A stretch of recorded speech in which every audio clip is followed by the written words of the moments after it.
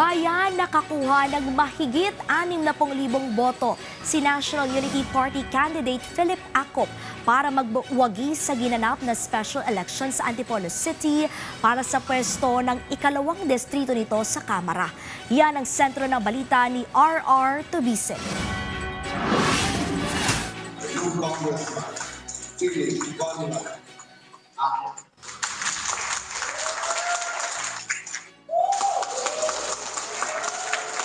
Nasungkit ni Philip Conrad Acop ang pwesto sa special election para sa ikalawang distrito ng Antipolo City.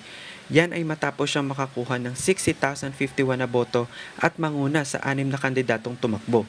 Ginanap ang halalan kahapon Marso 15 kung saan maagang nag-inspeksyon si Comelec Chair George Garcia. Wala namang nangyaring aberya sa lahat ng 348 na presinto.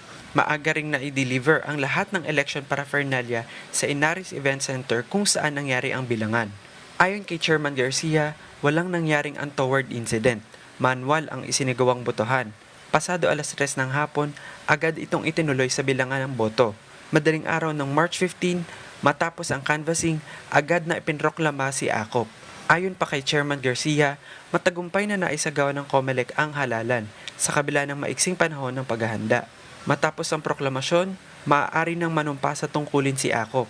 Kapag naisumite na ang Certificate of Proclamation at Oath of Office sa Kamara, opisyal na siyang maitatalaga bilang miyembro ng House of Representatives. Siya ang anak ng dating congressman ng distrito na si Romeo Acop na pumanaw, dahilan kung bakit nagdaos ng special election.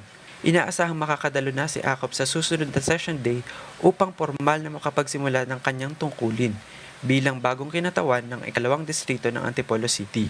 RR Tubise para sa Pambansang TV sa Bagong Pilipinas.